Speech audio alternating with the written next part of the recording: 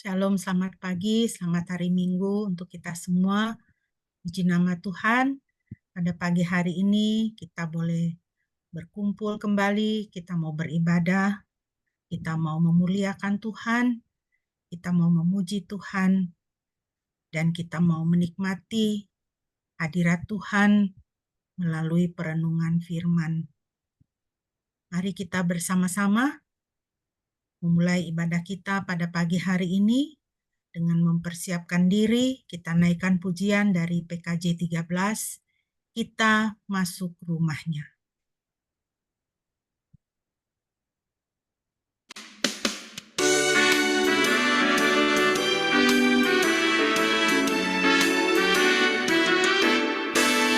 Kita masuk rumahnya, berkumpul menyembah kepadanya.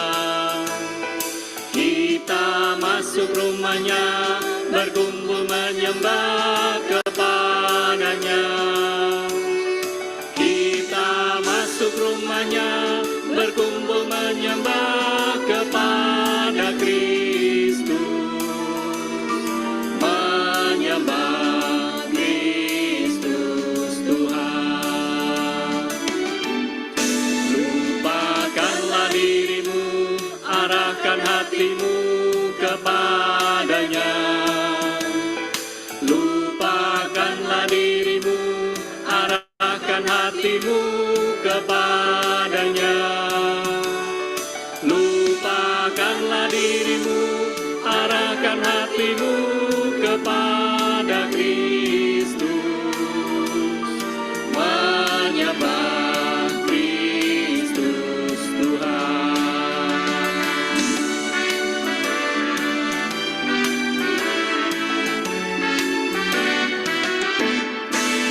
Muliakan namanya dan angkat tanganmu kepadanya.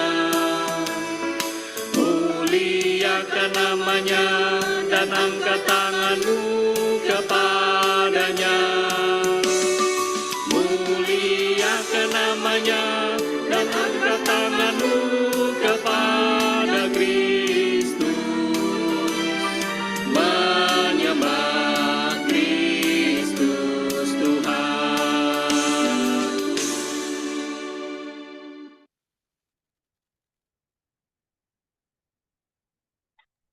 Persilakan Bapak Pendeta untuk mentambiskan ibadah kita.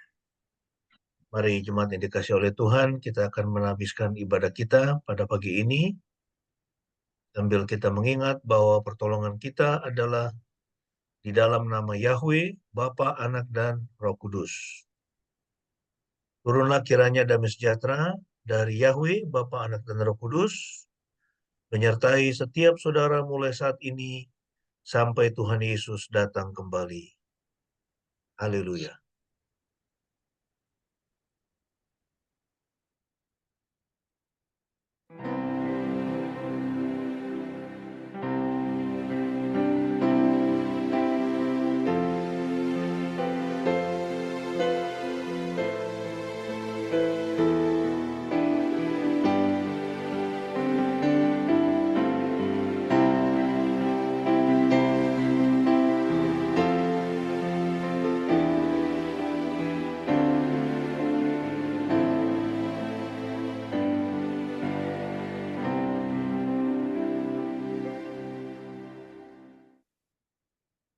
Amin, puji nama Tuhan.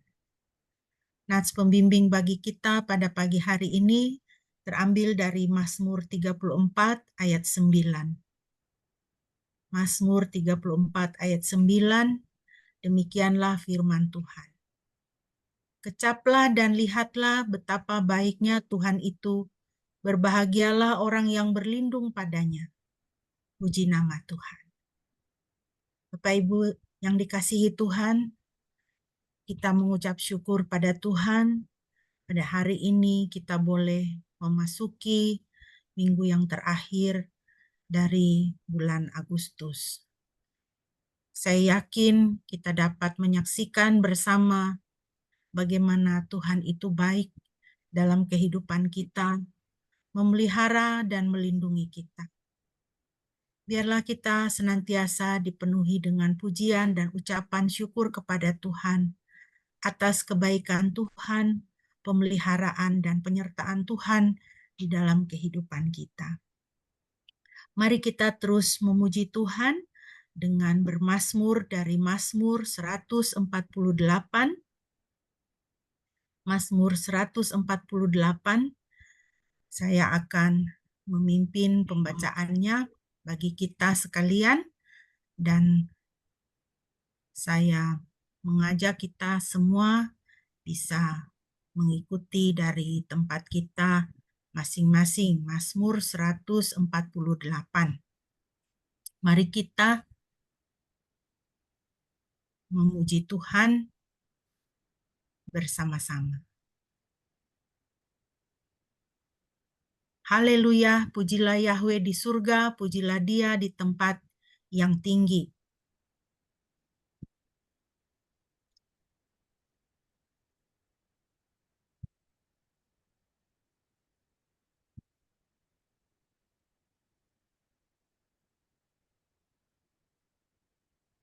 Pujilah Dia, hai semua malaikat-Nya, pujilah Dia, hai semua bala tentaranya. Pujilah Dia, hai matahari dan bulan, pujilah Dia, hai semua bintang-bintang yang bercahaya. Pujilah Dia, hai langit atas segala langit, dan perairan yang membentang di atas langit. Biarlah mereka memuji nama Yahweh, karena Dia memberi perintah dan mereka semuanya tercipta. Dia menetapkannya untuk selama-lamanya. Dia membuat keputusan dan itu tidak akan berlalu. Pujilah Yahweh dari bumi, hai makhluk laut raksasa dan semua yang berada di dalamnya. Hai api dan hujan es, hai salju dan kabut tebal, hai angin badai yang melaksanakan firman-Nya. Hai gunung-gunung dan semua bukit, hai pohon-pohon yang berbuah dan semua kayu aras, hai binatang-binatang buas dan semua ternak, hewan ternak, hai binatang-binatang merayap dan burung-burung yang bersayap, hai raja-raja di bumi dan semua bangsa, hai para penguasa dan semua hakim di bumi, hai para pemuda dan anak-anak dara, hai orang-orang tua dan anak-anak. Biarlah mereka memuji nama Yahweh, karena hanya nama-Nya yang layak ditinggikan. Keagungannya mengatasi bumi dan langit. Dia juga meninggikan tanduk umat-Nya, serta pujian milik orang-orang kudus-Nya, bahkan milik Bani Israel, umat yang dekat dengannya. Haleluya. Puji nama Tuhan. Bapak Ibu yang dikasihi Tuhan, biarlah puji-pujian kepada Tuhan terus ada di dalam kehidupan kita. Mari kita akan mempersiapkan diri untuk kita mau merenungkan kebenaran-kebenaran firman Tuhan. Kita naikkan pujian dari Kidung Jemaat 454, Indahnya Saat Teduh.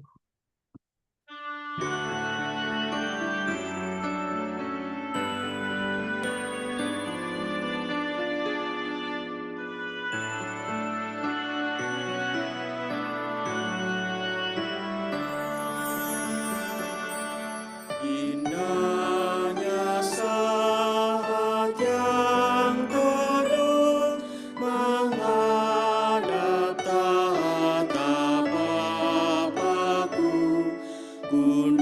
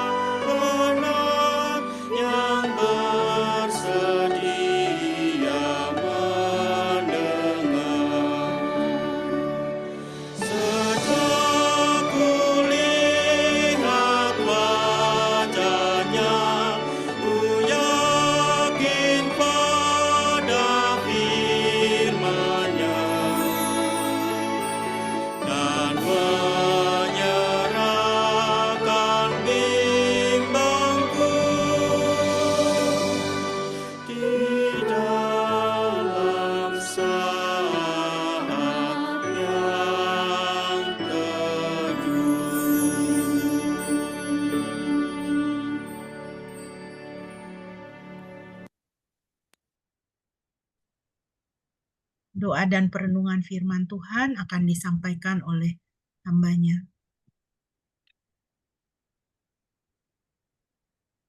Baik, mari kita berdoa sebelum kita membaca dan merenungkan firman Tuhan. Terima kasih Tuhan untuk pagi ini, untuk hari Sabat yang Tuhan sediakan bagi setiap kami, sehingga kami boleh duduk diam di sekitar firman-Mu, mendengarkan firman-Mu, untuk kami boleh lagi mengambil waktu untuk menyelami kehendak Tuhan, hingga hidup kami dapat kami lalui dengan baik, dan kami juga dapat menjadi berkat bagi orang-orang yang kami temui di dalam perjalanan hidup kami ini. Berfirmanlah ya Tuhan, kami siap mendengar, kami buka hati dan pikiran kami kepadamu pada pagi ini. Dalam nama Tuhan Yesus kami serahkan waktu ini. Amin. Salam saudara yang dikasih oleh Tuhan, selamat pagi semua. Pagi ini kita akan meneruskan ya pembacaan kita. Ketika saya tampilkan ini slide, muka saya masih kelihatan tak? Masih. Kelihatan. Kelihatan ya, oke. Karena saya tidak bisa melihat muka saya sekarang di screen-nya. Tidak tahu ada masalah apa ini dengan settingnya. Ya, tapi tidak apa-apa. Kita lihat dari Kisah Rasul pasal yang keempat ya. Kita sekarang masuk di Kisah Rasul pasal yang keempat. 2 minggu lalu kita sudah membahas ya bagaimana Petrus dan Yohanes ya mereka ditangkap ya, kemudian mereka di penjara ya karena menyembuhkan orang yang lumpuh ya, tapi kemudian mereka akhirnya dibebaskan ya setelah mereka diancam ya untuk tidak memberitakan nama Yesus ya. Jadi mereka diancam untuk mereka tidak memberitakan nama Yesus ya kepada orang banyak. Dan nah tetapi mereka tidak menyerah ya, mereka justru dengan jemaat mereka berdoa ya supaya Tuhan memberikan keberanian ya untuk memberitakan nama Yesus ya. Bahkan di dalam ayat 19 Petrus dan Yohanes di situ dia menjawab ya, dia menjawab, putuskanlah sendiri manakah yang benar di hadapan Elohim, mendengarkan kamu atau mendengarkan Elohim. Sebab bagi kami tidak mungkin untuk tidak mengatakan apa yang telah kami lihat dan kami dengar. Ya, kemudian mereka diancam, ya, kemudian dilepaskan, ya, tetapi kemudian orang-orang percaya mereka semua berseru ya kepada Tuhan, ya, minta untuk justru ya diberikan keberanian.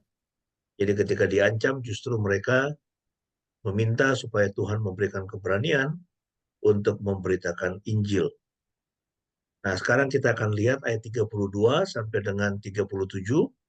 Pembahasan kita pada pagi ini kita akan membahas bagaimana kehidupan ya atau karakteristik dari jemaat yang mula-mula ini. Ayat 32 di situ dikatakan, semua orang yang telah percaya, mereka sehati dan sejiwa, dan tidak seorang pun mengatakan bahwa sesuatu yang dimilikinya adalah kepunyaannya sendiri, tetapi segala sesuatu adalah milik bersama.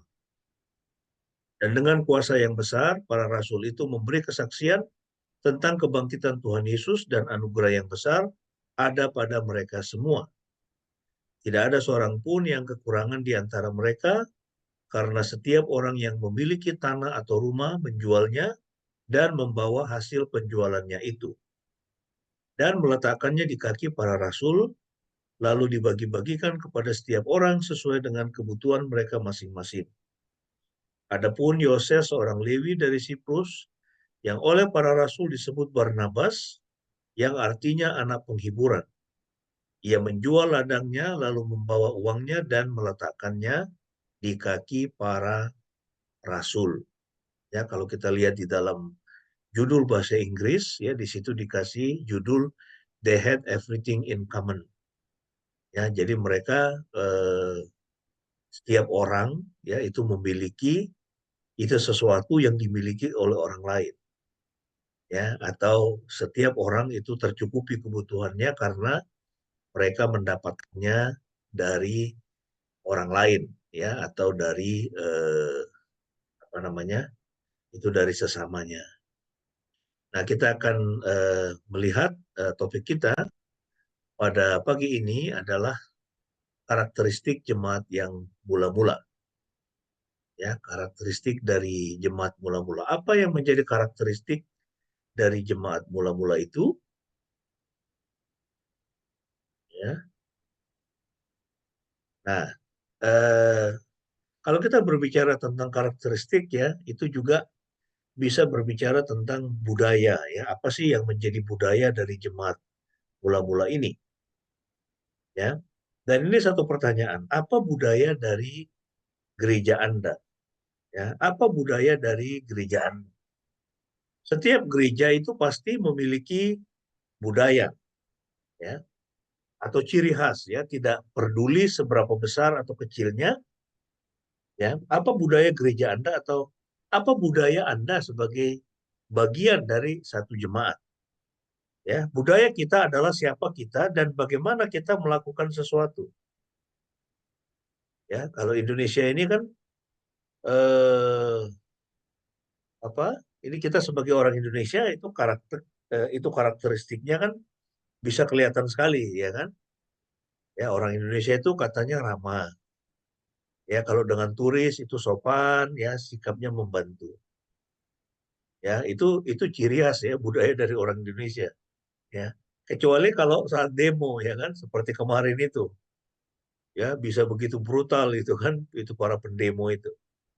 Ya, tapi sebetulnya itu bukan ciri khas ya dari orang Indonesia. Nah, beberapa orang mungkin menyebutnya sebagai etos. Ya, etikanya itu seperti apa sih orang Indonesia itu? Nah, kita lihat di sini ada berbagai macam budaya dari sebuah jemaat.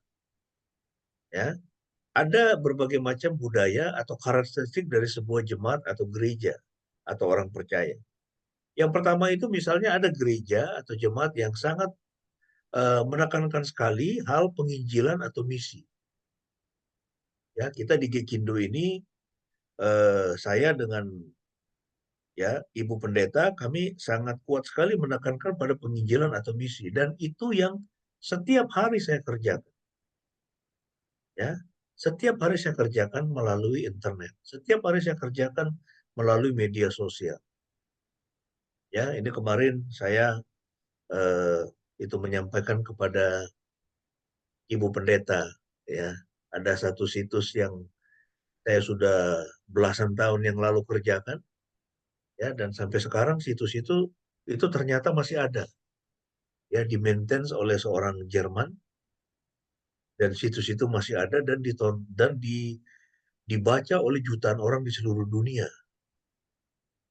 Ya, dan saya kaget juga setiap bulan saya lihat eh, yang versi Indonesia itu masih dibaca oleh ribuan orang ya setiap bulan. Saya sudah tidak mengerjakan itu cukup lama, mungkin ada 8-9 tahun. Saya sudah tidak mengerjakan itu, tetapi dia terus ada dan itu saya kaget, yang nonton yang baca masih banyak banget nih setiap bulan. Ya isinya adalah ya supaya orang datang kepada Yesus, ya supaya orang percaya kepada Tuhan. Ya. Nah, jadi ini kita sangat tekankan sekali dan biarlah itu juga ya menjadi kerinduan Anda ya sebagai anak-anak Tuhan ya bahwa kita sebagai anak-anak Tuhan kita dipanggil untuk melakukan penginjilan ya atau bermisi ya bermisi ya ada gereja-gereja yang sangat kuat sekali bermisi mereka mengutus misionari-misionari atau mereka mendukung misionari-misionari ya mereka melakukan pemberdayaan-pemberdayaan di desa-desa ya kepada orang-orang yang ada di desa yang miskin ya atau mungkin di perkotaan ya itu para gelandangan ya itu para pemulung misalnya ya itu mereka berdayakan itu sebagai bagian ya dari misi ya nah ini penting sekali untuk dilakukan ada juga gereja atau jemaat itu kuat sekali dalam hal pengajaran. Ya, kita di sini kalau Anda perhatikan, ya kita juga ini sebetulnya sangat kencang sekali ya dalam hal pengajaran, ya kan? Karena apa?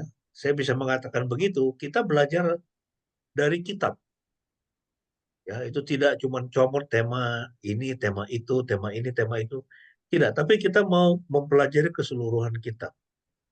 Ya, kita sudah belajar, ini Ibu Pendeta berapa waktu ini membahas kitab Yosua, mungkin sudah hampir habis ya. Yosua, dan kita sendiri belajar dulu, pernah kita belajar kitab-kitab yang lain, ya.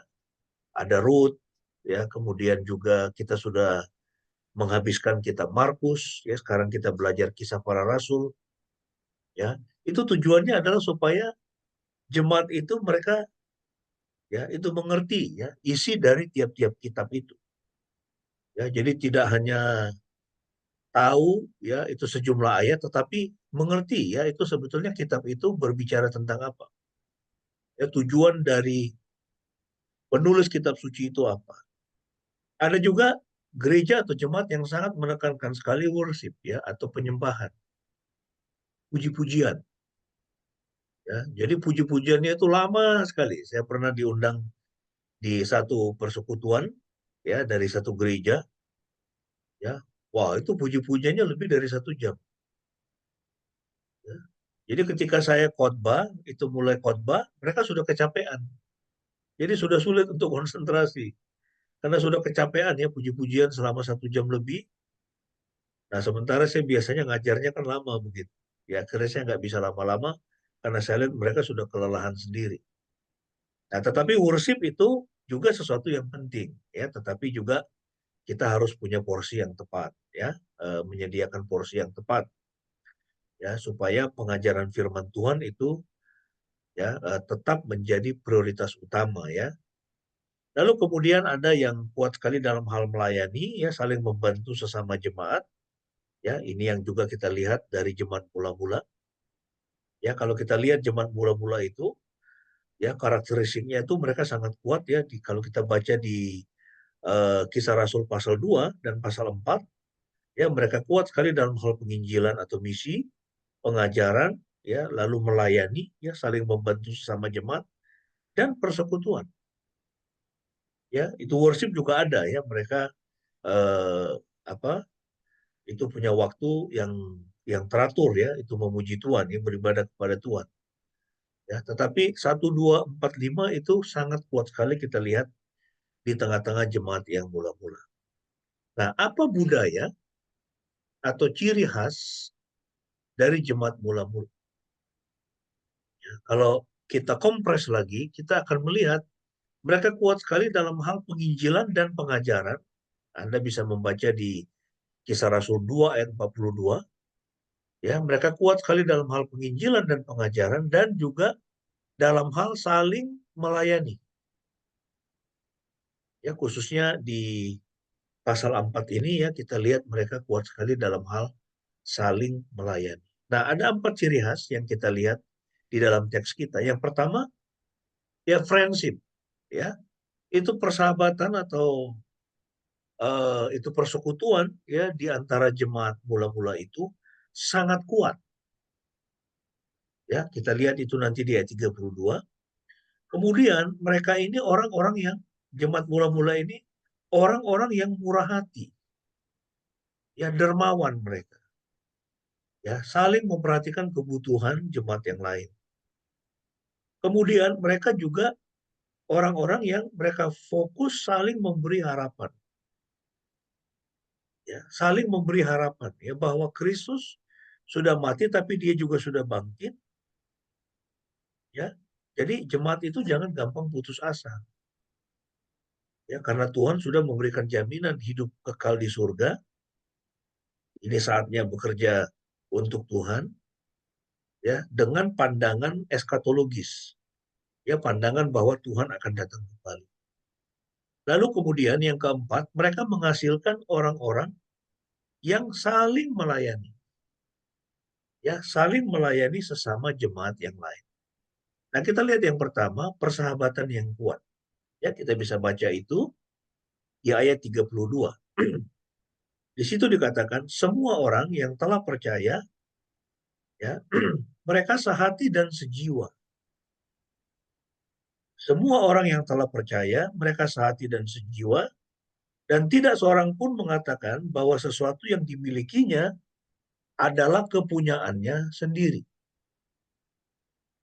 Ya, tidak ada seorang pun yang mengatakan ya sesuatu yang dimilikinya adalah kepunyaannya sendiri, tetapi segala sesuatu adalah milik bersama. Ya, jadi kita lihat ada kesehatian. Ya, ya. Itu mereka itu sangat bersahati. Ya, kita lihat sekarang ini apa yang terjadi di negara kita ini. Ya, yang terjadi itu apa? Yang terjadi itu adalah perpecahan. Ya kan? Kalau kita perhatikan di negara kita ini, itu yang kuat sekali terjadi itu adalah perpecahan. Ya, dan itu yang hari-hari ini kita saksikan begitu kuat sekali ya di tengah-tengah bangsa kita, yaitu adanya perpecahan. Ya, adanya ketidakpercayaan. Ya, rakyat tidak percaya dengan pemerintah. Rakyat tidak percaya dengan DPR. Ya, itu pembuat legislasi ya. Kita bisa melihat itu demo yang wah, mengerikan, ya kan? Sampai orang patah gigi, patah tangan, itu pagar-pagar gedung-gedung DPR, DPRD, ya di seluruh Indonesia ya. Begitu banyak saya perhatikan, bahkan termasuk kota-kota yang tidak terlalu besar pun demo besar-besaran juga. Ya. Mengapa? Tidak ada kesehatian, tidak ada kesejiwaan. Oleh karena kita lihat apa yang terjadi di tengah-tengah bangsa kita ini sekarang, ya pemerintah itu sedang menerapkan yang namanya oligarki kekuasaan. Oligarki kekuasaan. Yang memerintah, yang berkuasa, ya mereka punya akses, punya kuasa untuk mengelola sumber-sumber daya alam, ya mereka memberikan izin, itu konsesi tambang, izin-izin tambang diberikan ya kepada kroni-kroni, ya diberikan kepada mantunya, kepada anaknya, itu kepada keluarganya.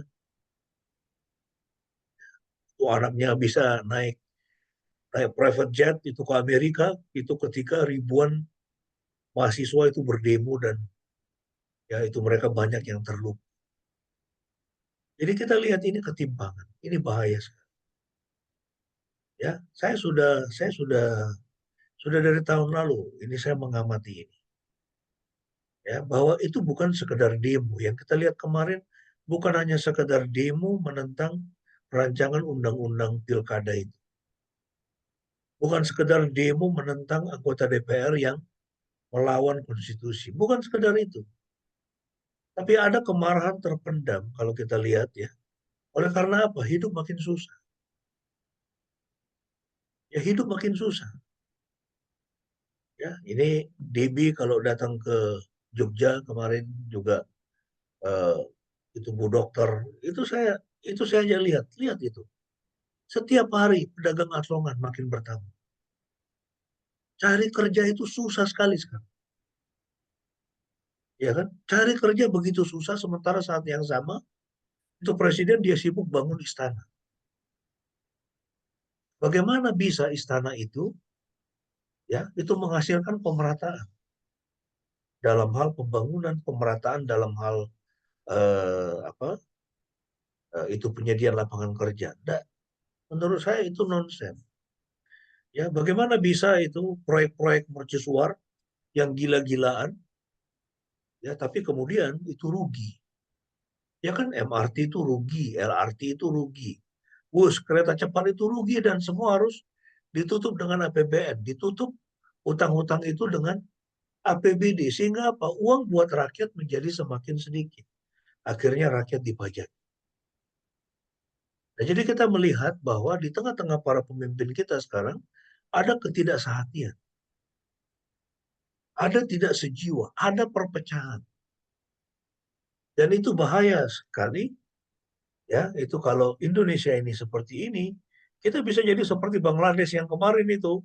Demonya mengerikan sekali itu Bangladesh kan. Ya berapa ratus itu yang mati ditembak itu demonstran. Kemudian akhirnya mereka berhasil menumbangkan pemerintahan. Itu rumah-rumah menteri itu mereka bakar. Perdana Menteri itu lari ke India. Ya, lalu kemudian ada banyak anggota-anggota partainya yang dibunuh oleh demonstran. Dibunuh. Ya, itu bahaya sekali kalau orang sudah lapar. Ya, itu terjadi karena banyak orang tidak punya akses dapatkan pekerjaan, akses ke ekonomi. Ya, kemiskinan, ya itu bisa membuat orang jadi gelap mata. Nah, kita boleh belajar dari jemaat mula-mula ya bahwa mereka adalah orang-orang yang sehati sejiwa. Ya, mengapa mereka bisa sehati dan sejiwa? Karena kalau kita perhatikan di ayat 32 ini, di situ dikatakan tidak seorang pun mengatakan bahwa sesuatu yang dimilikinya adalah kepunyaannya sendiri, tetapi segala sesuatu adalah milik bersama. Segala sesuatu adalah milik bersama. Artinya apa? Ya, mereka melihat bahwa apa yang mereka miliki, kekayaan mereka, uang mereka, properti mereka, itu harus dipakai untuk mensejahterakan orang lain. Ya, dan ini bahaya kalau kita ini jadi orang-orang yang egois. Ya, kalau itu penguasa menjadi begitu egois, dia hanya memperhatikan kroni-kroninya, ya, memperhatikan kelompoknya, itu yang terjadi kan. Makanya ada yang namanya Kim Plus itu. Ya kan? Mereka mau menghegemoni ya, itu perpolitikan Indonesia dan dengan kata lain, mereka juga akan menghegemoni sumber-sumber kekayaan dari negeri ini untuk kelompoknya saja. Dan itu bahaya sekali. Ya, bahaya sekali kalau pemerintah itu menjadi sektarian. Kalau kekuasaan itu menjadi sektarian. Ya, rakyat akan marah dan kalau rakyat sudah marah karena mereka lapar, itu akan menjadi sangat-sangat berbahaya. Ya, ini yang kita lihat ayat 32. Mereka peduli satu sama lain. Ya, ini adalah sebuah gereja yang besar. Dapatkah Anda bayangkan sebuah gereja dengan 5.000 orang yang semuanya peduli satu sama lain? Ya, biarlah kita menjadi anak-anak Tuhan yang peduli satu sama lain. Ya, kita lihat kebutuhan yang ada di sekitar kita begitu banyak. Begitu banyak orang yang susah sekarang. Ya, apa yang bisa kita lakukan, kita harus lakukan. Jangan pelit. Ya, itu jangan pelit. Ya, itu Tuhan mengatakan semakin banyak kau memberi, semakin banyak kau akan diberi. Yang pertama, yang kedua, ini kedermawanan. Ya, mereka adalah jemaat. Ya, ini karakteristiknya adalah mereka itu dermawan. Mereka senang memberi. Ayat 32, ya kan? Segala sesuatu adalah milik bersama. Dan dengan kuasa yang besar, para rasul itu memberi kesaksian tentang kebangkitan Tuhan Yesus dan anugerah yang besar ada pada mereka semua. Ayat 34, tidak ada seorang pun yang kekurangan di antara mereka.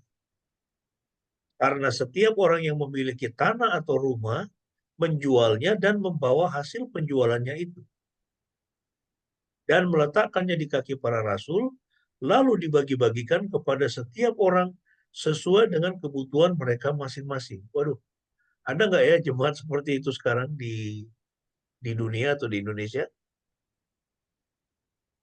Ya, bagaimana orang yang punya tanah, ya tentu dia pasti memiliki tanah atau rumah yang lebih dari satu kan. Dia punya tanah lebih dari satu, dia punya rumah lebih dari satu. Karena setiap orang kan butuhnya cuma satu rumah. Kalau dia punya 2 rumah, satu rumah dia kasih. Ya, dia bawa ke kaki para rasul untuk dibagi-bagikan. Setelah sebelumnya apa? Dijual. Kemudian hasil penjualannya dibawa di kaki para rasul. Kemudian dibagi-bagikan kepada setiap orang sesuai dengan kebutuhan mereka masing-masing. Nah, kalau kita lihat, bagaimana bisa mereka sampai melakukan seperti itu? Karena mereka mengalami kepenuhan Roh Kudus. Karena Roh Kudus menggerakkan mereka. Orang yang dikuasai Roh Kudus, maka dia akan punya pandangan yang berbeda tentang harta benda. Orang yang dipenuhi Roh Kudus, dia akan punya pandangan yang berbeda tentang uang. Ya, kalau orang yang dipenuhi Roh Kudus, dia pasti akan hidupnya itu terarah kepada ya saat ketika dia bertemu dengan Yesus. Saat dia meninggalkan dunia ini. Dunia ini bukan lagi sesuatu yang sangat penting untuk dia. Dia tahu bahwa segala sesuatu akan ditinggal. Ya, kita masih ingat itu. Satu waktu kita akan meninggalkan semuanya ini. Kita tidak akan membawa satu rupiah pun uang kita. Kita tidak akan membawa kekekalan nanti itu handphone kita, laptop kita, mobil kita. Ya. Saya di sini itu punya 2 mobil. Satu mobil itu sebetulnya ya itu kenapa sampai 2? Yang satu itu memang karena memang harus buat angkut kambing. Kalau enggak pusing. Ya, saya kerjanya kalau weekend itu angkut kambing. Bawa ke sini, bawa ke situ untuk saling di-cross kawinkan. Ya. Atau untuk membawa itu diberikan kepada lembaga-lembaga Kristen atau jemaat-jemaat ya, untuk memberkati mereka. Ya. 3 bulan lalu itu saya bawa kambing dari Semin sampai ke Purworejo 115 kilo. Ya, 4 ekor untuk memberkati mereka. Nah, jadi kita lihat apa yang kita bisa pelajari jemaat mula-mula ini ya adalah kedermawanan yang mereka senang memberi. Ya, mari kita juga menjadi orang-orang yang senang memberi. Tidak ada seorang pun yang menyatakan bahwa harta miliknya adalah miliknya, tetapi mereka membagi segala miliknya. Ya, kemudian jika kita melompat ke paruh kedua ayat 33 dan 34, di situ dikatakan dan anugerah yang besar ada pada mereka semua. Ya kan? Orang yang memberi pasti akan diberi. Ya, tapi kalau kita itu hanya terus menyimpan, menimbun, tidak memberi, maka itu menjadi penyakit, saudara. Berkat itu menjadi penyakit. Ya, tidak ada seorang pun yang kekurangan di antara mereka, karena setiap orang yang memiliki tanah atau rumah, menjualnya dan membawa hasil penjualannya, itu tidak ada yang kekurangan. Tidak ada orang yang lapar. Ya, kita tidak boleh melihat ya, ada orang lapar lalu kita tidak memberi makanan kepadanya. Ada orang yang sakit lalu kita tidak berusaha untuk memberikan obat kepadanya. Ya, kemurahan hati, ya, kedermawanan. Ini ciri khas yang kedua dari jemaat yang mula-mula. Kemudian yang ketiga, ya, bahwa jemaat mula-mula ini karakteristiknya adalah mereka orang yang sangat kuat sekali dalam memberikan pengharapan. Ya, pengharapan kepada orang lain. Ya, hidup kita ini harus menjadi hidup yang memberikan harapan. Bukan orang kalau ketemu kita, dia udah, aduh ini ngapain lagi dia datang ini ya. Atau orang tidak punya apa istilahnya ekspektasi ya itu ketemu kita bahwa dia bisa mengharapkan sesuatu dalam pengertian ya tidak melulu mesti uang ya tidak melulu mesti uang ya, misalnya nasihat ya atau orang ketemu kita kemudian masalahnya bisa bisa selesai orang ketemu kita kemudian kita bisa memberikan direction kita bisa memberikan arahan kepadanya ya sehingga dia bisa menjalani kehidupan atau punya kehidupan yang lebih baik ya itu yang terjadi. Nah, di dalam konteks Kisah Rasul 4 ini, ayat 33, di sini dikatakan, dan dengan kuasa yang besar, para rasul itu memberi kesaksian tentang kebangkitan Tuhan Yesus. Inilah harapan yang terbesar. Yang tidak ada lagi tandingannya. Ya, bahwa Yesus sudah bangkit dari kematian, Yesus memberikan jaminan pengampunan dosa, Yesus sudah memberikan jaminan bahwa semua yang percaya kepadanya akan masuk surga. Itu adalah sebuah harapan. Ya, dan ini adalah harapan yang tidak ada tandingannya, harapan yang terbesar. Dan dunia membutuhkan ini. Dunia membutuhkan ini. Ya, minggu depan kami akan merilis itu satu seri video. Saya sudah 2 bulan ini mengerjakan video. Ya, pentingnya orang untuk datang kepada Yesus. Saya memberikan energi yang sangat besar untuk mengerjakan video ini. Yang intinya orang harus datang kepada Yesus. Karena apa? Jaminan hidup kekal, jaminan pengampunan dosa, jaminan masuk surga, hanya Yesus yang bisa memberikannya. Tidak bisa ditemukan di tempat lain. Tidak mungkin bisa ditemukan ya di dalam pengajaran nabi-nabi yang lain. Tidak ada. Hanya Yesus. Ya. Sehingga kemudian firman Tuhan mengatakan, dan anugerah yang besar ada pada mereka semua. Ya, kalau orang memiliki jaminan ya atau dia sudah punya harapan yang tepat, harapan yang benar, ya, tidak hanya bagi kehidupannya saat ini, tapi juga untuk kehidupan kekal nanti, ya di kekekalan, ya, maka dia memiliki anugerah yang besar. Ya, ini bukan sekedar harapan. Inilah harapan yang berakar pada kebangkitan. Inilah harapan kebangkitan.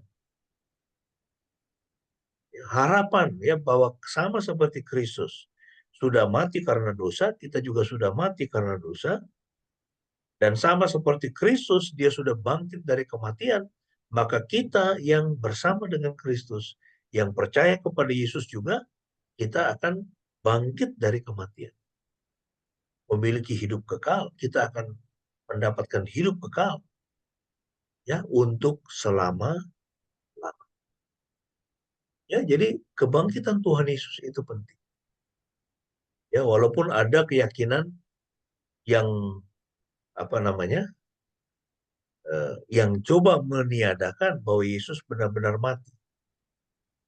Ya, tapi keyakinan yang itu menyatakan Yesus nggak disalib, Yesus nggak mati, ya, tapi mereka percaya bahwa Yesus itu sekarang ada di surga, ya kan?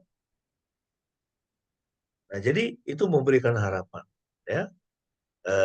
Ciri khas dari yang ketiga dari jemaat mula-mula adalah mereka memberikan harapan. Yang terakhir, yang keempat, ya, ciri khasnya apa? Fokus pada kesejahteraan manusia. Ayat 35-37.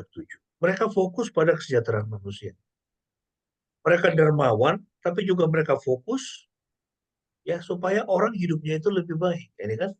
Dan meletakkannya di kaki para rasul, ya, itu hasil penjualan rumah, tanah dan sebagainya, lalu dibagi-bagikan kepada setiap orang sesuai dengan kebutuhan mereka masing-masing.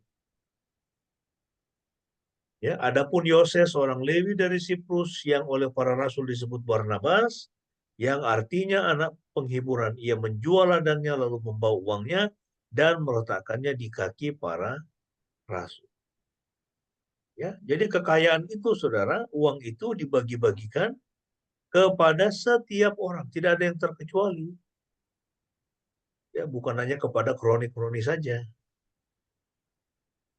Ya, sesuai dengan kebutuhan. Ya. Saya itu tiba-tiba teringat ya, itu salah satu sampel yang saya berikan ya. Ini kami punya pejantan prosbur yang bagus, yang besar, si Boy, ada si Sobrat, ada si Oba, ada si Fred, ada 4 sekarang. Ada satu lagi yang bagus banget yang usianya 2,5 bulan, si Ben. Jadi ada 5 sekarang prosbur kita tuh bagus-bagus. Kemudian saya taruh di berbagai tempat, si Oba di Purworejo, ya, ada si Fred, si Boy sama si itu Sobrat itu ada di Semin. Lalu itu Anda tahu apa yang dilakukan oleh mitra-mitra saya? Mereka menolong ya itu para tetangganya mengawinkan kambing-kambing mereka. Ya, itu kepada si Fred, kepada si Boy, kepada si apa itu Sobrat. Ya, dan beberapa waktu lalu itu saya ke sana, kemudian itu ada tetangga dari Pak Budi itu bilang sama saya, waduh Pak, ini kambing saya ini sejak dikawin apa, eh, ini anaknya si apa, itu si Sobrat katanya. Ini pertumbuhannya lebih cepat ya Pak ya. Saya bilang iya, karena itu sudah ada darah buruk saya bilang. Nah, jadi ya walaupun banyak yang itu bukan orang seiman ya, nah tapi juga kita bantu ya, itu sebagai bagian dari kesaksian kita ya. Nah jadi itu menjadi berkat ya, itu bagi para tetangganya jadi berkat. Nah itu juga yang dilakukan oleh ya jemaat mula-mula ya. Tanah uang itu dijual ya, itu yang berlebih itu mereka jual, kemudian dibagi-bagikan kepada setiap orang sesuai dengan kebutuhan mereka masing-masing. Nah, itu artinya kita perlu melihat ya di sekitar kita ini apa yang menjadi kebutuhan. Apa yang menjadi kebutuhan dari orang-orang yang ada di sekitar kita. Ya, kita perlu pikirkan itu. Dan bertanya sama Tuhan, Tuhan, apa yang bisa saya lakukan? Mungkin saya nggak punya banyak. Mungkin saya tidak bisa memberikan uang. Ya. Tapi tentu ada sesuatu yang bisa kita berikan. Yang penting itu ada kerinduan dulu. Kalau tidak punya kerinduan, nah itu susah. Ya, fokus pada kesejahteraan manusia. Budaya memberi semangat menghasilkan orang-orang yang memberi semangat. Ya kan? Mereka memberi semangat ya. Dengan pemberian itu kan jadi orang jadi semangat. Nah, karena memberi semangat menghasilkan orang-orang yang memberi semangat, ya, eh, mendorong orang menghasilkan budaya memberi semangat. Jadi kalau kita ini seorang yang senang memberi, ya Anda sebagai orang tua, nanti anak-anak Anda juga akan menjadi orang yang suka memberi. Ya, di tengah-tengah jemaat juga kita seperti itu. Nah, jadi ini 4 ini yang bisa kita pelajari dari jemaat mula-mula, ya. Jadi ada 4 karakteristiknya. Yang pertama itu friendship-nya kuat, ya, persahabatan yang kuat, sehati dan sejiwa. Mari kita berdoa buat Indonesia. Yang persahabatan itu rusak sudah, karena pengkhianatan-pengkhianatan.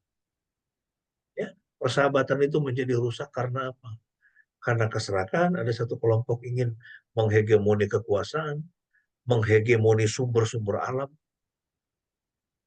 ya sementara rakyat lapar, rakyat susah mendapatkan pekerjaan.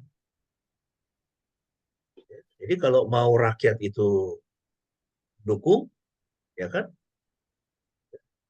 atau supaya ada kesehatan dan kesejiwaan, ya rakyat itu harus sejahtera. Nah, kita juga di tengah-tengah kita, biarlah semua kita itu punya persahabatan yang kuat, karena kita saling ya mendukung satu sama lain. Kemudian ada kedermawanan, senang memberi, ya sambil kita mengingat tidak ada satupun yang akan kita bawa dari barang material ini ke kekekalan. Tidak ada. Ya. Ini saya sampai sekarang itu masih pegang handphone dari bapak saya. Dia tidak bawa ini, dia tidak lagi perlu ini. Dia sudah ada di surga bersama dengan Yesus. Ya, dan semua yang kita miliki juga akan kita tinggalkan, termasuk yaitu kambing-kambing, ya itu yang saya pelihara, semua saya itu satu waktu semua akan kita tinggalkan. Tapi kalau itu bisa memberkati hidup orang lain, ya itu membuat mereka punya tanah, mereka jadi subur karena dapat pupuk yang bagus. Itu saya bahagia. Ya, kedermawanan. Kemudian yang ketiga, ya biarlah hidup kita sama seperti zaman mula-mula, memberikan harapan. Ya, memberikan harapan bagi orang lain.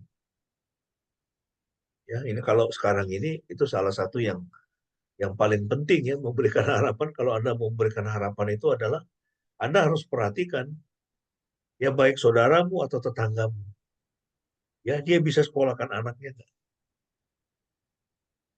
Iya kan? Dia bisa sekolahkan anaknya nggak? Minimal sampai SMA. Syukur-syukur bisa masuk perguruan tinggi. Kalau dia tidak sekolah, tidak punya pendidikan, aduh, udah dah.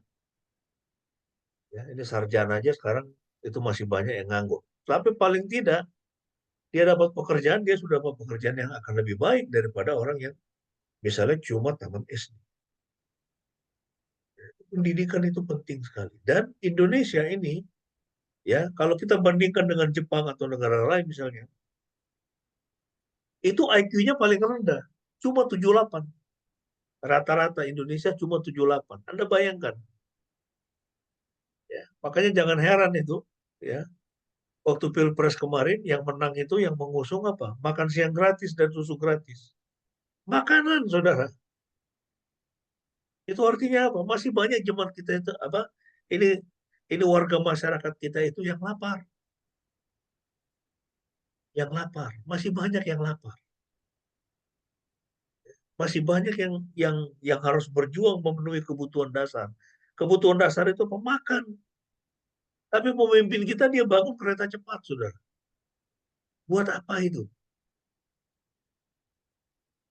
Untuk apa bermewah-mewah? Sementara kita lihat banyak masyarakat itu yang hidupnya susah. Ya harusnya kan membangun itu harus ya itu bertahap, ya kan? Itu sama seperti kalau misalnya Anda bisa kuatnya itu membayar pajak Kijang, jangan Anda beli Alphard. Atau Anda kuatnya membayar pajak motor, jangan kemudian Anda itu beli mobil misalnya. Ya, jadi harus disesuaikan dengan ya itu dengan kebutuhan dan juga dengan kemampuan. Ya, nah jadi intinya kita harus jadi orang-orang yang memberikan harapan bagi yang ada di sekitar kita dan fokuslah pada kesejahteraan manusia. Ya. Fokus pada kesejahteraan manusia itu yang paling penting. Ya, itu sebagai kesimpulan. Orang Kristen atau jemaat yang dikuasai Roh Kudus akan memiliki kerinduan agar hidup mereka dapat menjadi saluran berkat bagi orang. Itu yang bisa kita pelajari dari Kisah Rasul pasal 4 ayat 32 sampai 37 tadi. Ya, kalau kita benar-benar dikuasai Roh Kudus, ya, kalau Roh Kudus memimpin kita, maka kita akan memiliki kerinduan supaya hidup kita dapat menjadi saluran berkat bagi orang. Sudahkah kita menjadi saluran berkat bagi orang? Amin. Tuhan Yesus memberkati. Saya berikan waktu kepada Ibu Pendeta untuk merespon kebenaran firman ini sambil menaikkan doa syafaat. Mari Bapak Ibu yang dikasihi Tuhan, kita mau mengambil waktu untuk meresponi firman Tuhan dan menaikkan doa-doa kita. Mari kita berdoa. Bapak, terima kasih Tuhan, pada pagi hari ini kami boleh kembali diingatkan supaya kami boleh meneladani cara hidup, gaya hidup, budaya jemaat Tuhan yang mula-mula. Supaya kami lebih memahami apa artinya hidup kami bergereja. Apa artinya memiliki gaya hidup Kristiani di tengah-tengah dunia yang banyak sekali menawarkan gaya hidup yang duniawi, yang semakin menjauh dari Tuhan, yang tidak peduli kepada sesama. Dunia banyak memberikan keputusasaan, bukan pengharapan. Dunia banyak memberikan, menganjurkan pementingan diri sendiri, bukan memperhatikan sesama. Bapa di surga, ampunilah kami Tuhan, apabila kami masih lalai, masih abai di dalam mempraktekkan cara hidup sebagaimana orang-orang tebusan Tuhan. Bapa, berikanlah kami hati kasih untuk melihat sesama kami seperti Tuhan memandang kami, memandang dengan hati kasih. Kuatkan pengharapan kami Tuhan di tengah-tengah ketidakpastian, di tengah-tengah kenegatifan, di tengah-tengah tawar hati dan kekecewaan, supaya kami dapat terus menjadi saksi Kristus yang membawa pengharapan, sukacita, kasih tetap berjaya di dalam kehidupan kami, sehingga nama Tuhan dipermuliakan dan orang boleh semakin mendekat kepada Kristus dan diselamatkan. Bapa, kami berdoa untuk bangsa dan negara kami dalam situasi sekarang. Kiranya Tuhan, Engkau mengasihani kami.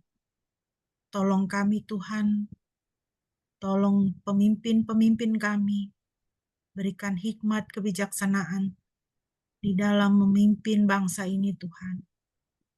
Kiranya tangan belas kasihan Tuhan ada atas kami dan memulihkan kami.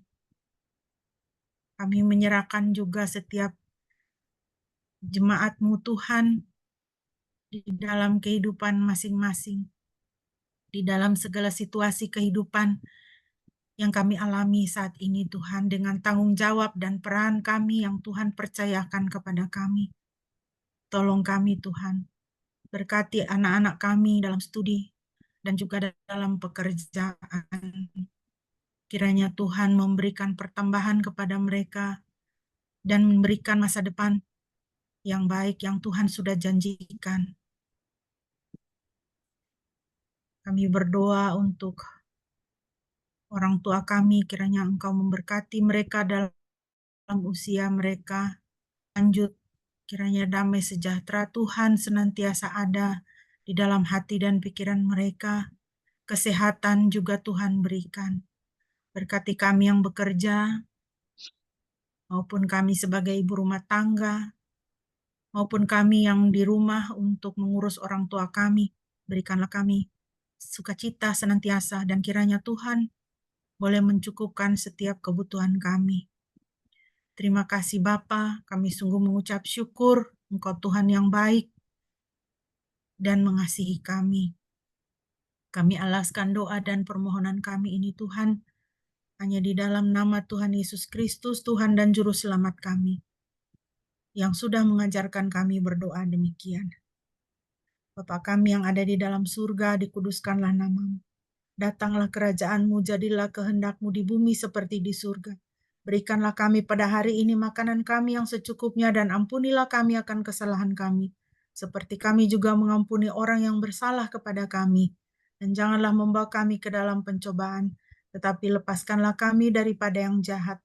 Karena Engkaulah yang empunya kerajaan dan kuasa dan kemuliaan sampai selama-lamanya. Amin. Jemaat yang dikasihi Tuhan, mari kita bersama-sama akan mengucapkan pengakuan iman kita di hadapan Tuhan dan sesama. Marilah kita berkata demikian.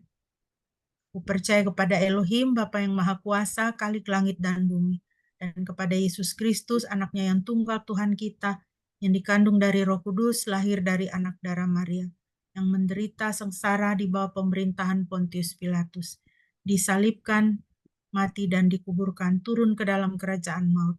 Pada hari yang ketiga bangkit pula dari antara orang mati, naik ke sorga, duduk di sebelah kanan Elohim, Bapa yang Maha Kuasa. Dan dari sana Ia akan datang untuk menghakimi orang yang hidup dan yang mati.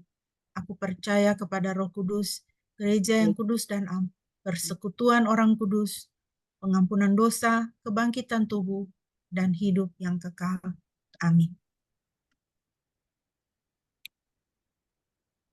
Bapak Ibu yang dikasihi Tuhan, sebelum kita akan mengakhiri ibadah kita dan kita akan menerima berkat, mari kita kembali memuji Tuhan. Kita naikkan pujian tiang awan, tiang api. Kita imani penyertaan Tuhan dalam kehidupan kita.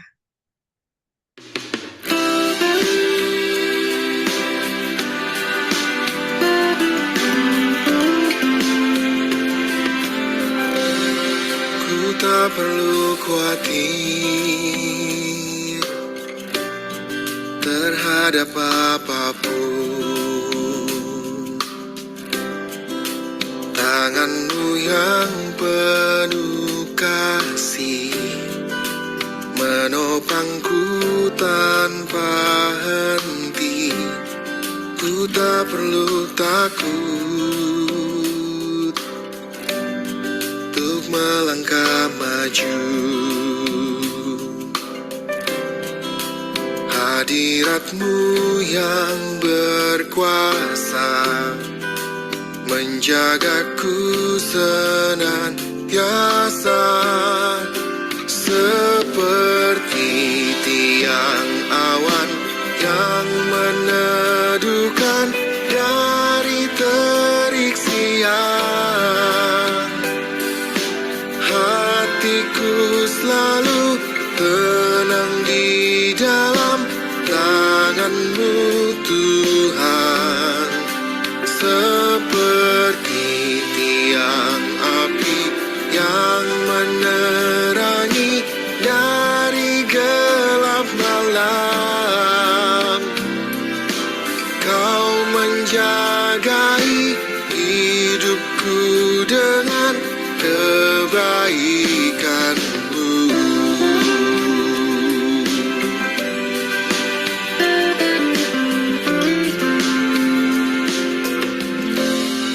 Ku tak perlu khawatir terhadap apapun. Tangan-Mu yang penuh kasih menopangku tanpa henti. Ku tak perlu takut untuk melangkah maju. Hadirat-Mu yang berkuasa menjagaku senantiasa, seperti tiang awan yang meneduhkan dari terik siang. Hatiku selalu tenang di dalam tangan-Mu Tuhan, seperti tiang api yang menerangi dari gelap malam. Kau menjagai hidupku dengan kebaikan-Mu.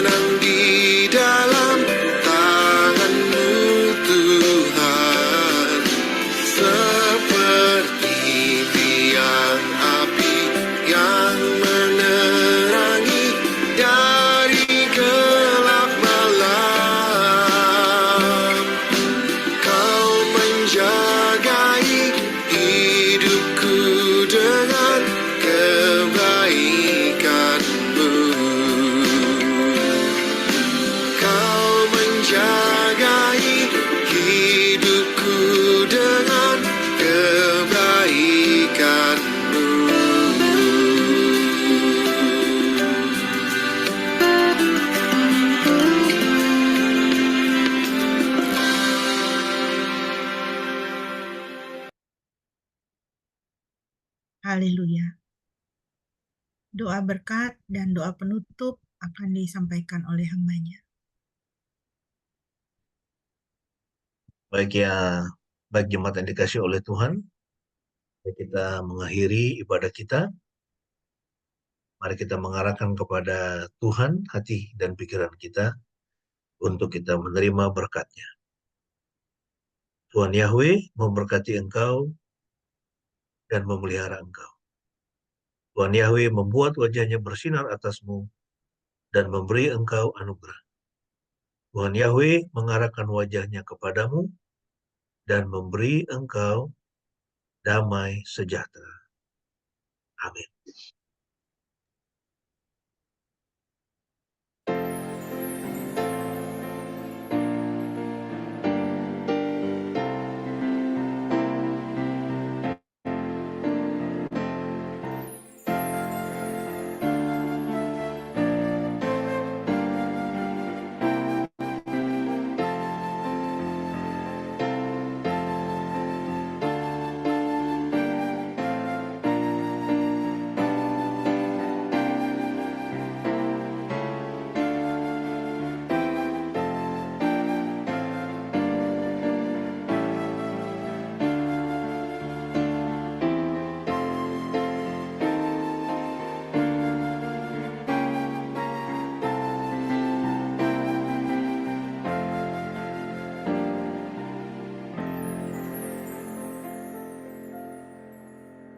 Mari kita bersaat teduh.